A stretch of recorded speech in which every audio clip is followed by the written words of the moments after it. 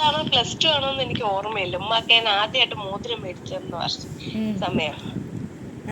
അത് mock plus two ആണോന്ന് എനിക്ക് ഓർമ്മയില്ല. അത് തന്നെ. പക്ഷെ എന്റെ മാത്സ് എക്സാം ആണെന്ന് മാത്രമേ എനിക്ക് ഓർമ്മയുണ്ടെങ്കിൽ രാവിലെ പറഞ്ഞു വിട്ടത്. മൂങ്ങി ബസ് ചെയ്തതായി എനിക്ക് നല്ല ഓർമ്മയുണ്ട്. കരഞ്ഞ കാര്യല്ലേ? കരഞ്ഞ കാര്യവാ? വിളിച്ചിട്ട് വെളുക്കാൻ തേച്ചത് പാണ്ടായിന്ന് പറയുന്ന ഒരു അവസ്ഥ ഉണ്ടല്ലോ. എന്തായിരുന്നു? അവസ്ഥയായിരുന്നു ആ ടൈം. മോതിരം തന്നതാ? മോതിരം അത് മക്കളെ അന്ന് വെച്ചാല് ഉമ്മ അറിയുന്നില്ലല്ലോ, ഒരിക്കലും വാപ്പായും കൂടി ചേർന്നാണെന്ന് മക്കളെ അത് ചെയ്ത. അത് എനിക്ക് എപ്പോഴും എവിടെയെങ്കിലുമൊക്കെ എനിക്കത് പറയണമെന്ന് തോന്നുന്ന ഒരു സംഭവമാണ്. എങ്കിൽ ഞാൻ അന്നും അറിഞ്ഞിട്ടില്ല. ഞാൻ വിചാരിച്ച് ഒറ്റയ്ക്ക് ആരും അറിയാതെ എങ്ങനെ പോയി ഇത് വാങ്ങിച്ചു എന്നുള്ളൊരു മൈൻഡാണ്. അന്നൊന്നും നിനക്ക് ഓർമ്മയുണ്ടോ? നിൻ്റെ ഫോട്ടോ പോലും ഞാൻ എടുക്കാൻ സമ്മതിക്കത്തില്ല സ്കൂളിലൊക്കെ തന്നെ, ക്ലാസ്. അപ്പം ആ ഒരു മൈൻഡിലാണല്ലോ വളർത്തിക്കൊണ്ട് വരുന്നത്.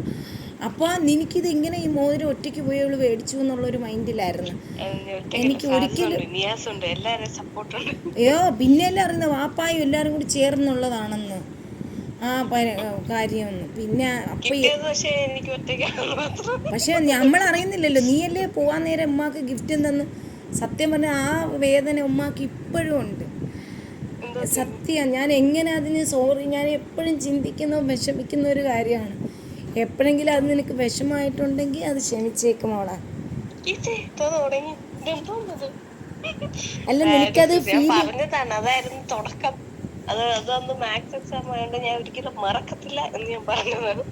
അത് പക്ഷെ നിനക്കത് വിഷമമുള്ളതുകൊണ്ടല്ലേ അതങ്ങനെ നീ കരഞ്ഞൊന്നും അതൊക്കെ അങ്ങനെയൊന്നുമല്ല. അതിപ്പോ നല്ലതായാലും ചീത്തയായാലും നമ്മളിങ്ങനെ ഓർത്ത് വെക്കുമല്ലോ, അത്രേ ഉള്ളൂ.